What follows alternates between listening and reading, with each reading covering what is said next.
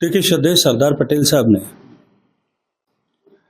आजादी के बाद में जवाहरलाल नेहरू साहब को एक पत्र लिखा था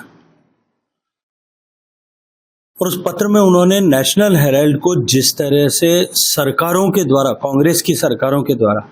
उस समय की उत्तर प्रदेश की कांग्रेस नीति सरकार और लगभग देश में सभी जगह कांग्रेस की सरकार हुआ करते थे, जिस तरह से चंदा दिया जा रहा था उसको लेकर के एक प्रश्न खड़ा किया था। और उन्होंने चिंता व्यक्त करते हुए कहा था कि इस नेशनल हेराल्ड को जिस तरह से चंदा दिया जा रहा है कांग्रेस के मुख्यमंत्रियों के द्वारा, और एक ऐसे अखबार को जो अखबार आजादी की लड़ाई में देश की आवाज बनने के लिए अखबार जिसको खड़ा किया गया था, वो अखबार अब केवल गांधी नेहरू परिवार की आवाज बन गया है।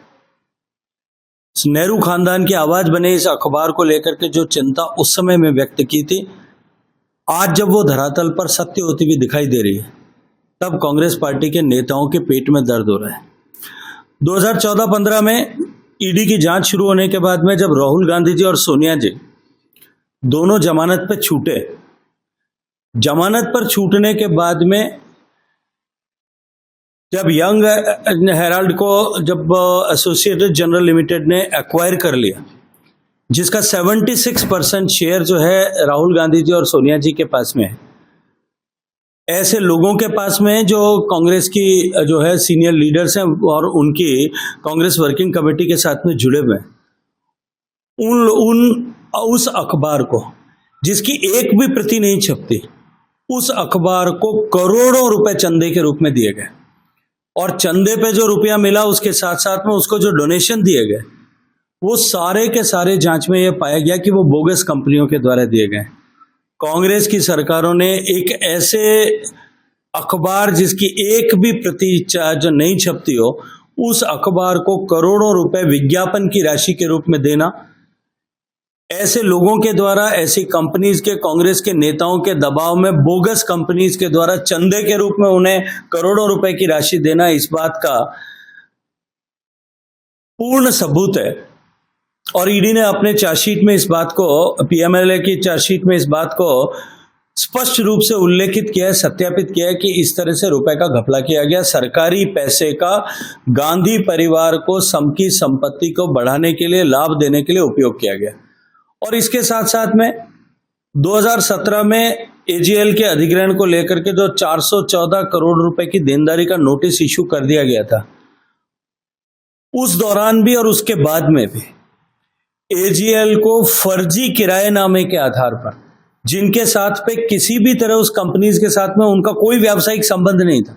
कहीं प्रीमाइसेस किराए नहीं दी गई थी, दिल्ली में, मुंबई में, कोलकाता में, लखनऊ में ऐसी प्रॉपर्टीज को जो उन्होंने इलीगली हथियाई थी, उनके किराए के नाम पर भी करोड़ों करोड़ों रुपए को एकत्रित किया गया। और उनको एकत्रित किराया देने के लिए कांग्रेस की तत्कालीन जो है प्रदेशों की सरकारों ने और कांग्रेस के नेताओं ने उसमें भूमिका का निर्वहन किया, बिना किसी लीगल कॉमर्शियल एग्रीमेंट के इस तरह से करोड़ों रुपए प्राप्त करना, और वो सारा का सारा उस कंपनी के खाते में जाना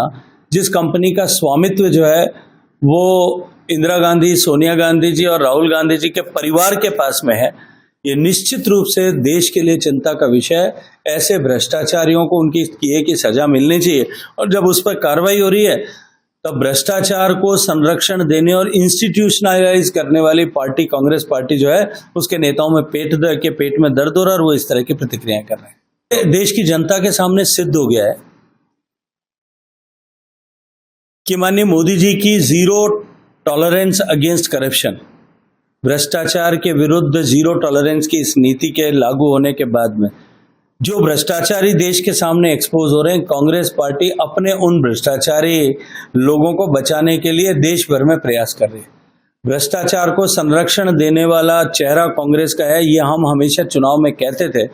अब इस प्रलाप के माध्यम से कांग्रेस के कार्यकर्ताओं ने, नेताओं ने अपने भ्रष्टाचारी आचरण और भ्रष्टाचार को संरक्षण देने और भ्रष्टाचार करने वालों को बचाने के उनकी जो है चेहरे पे से नकाब उतार दिया।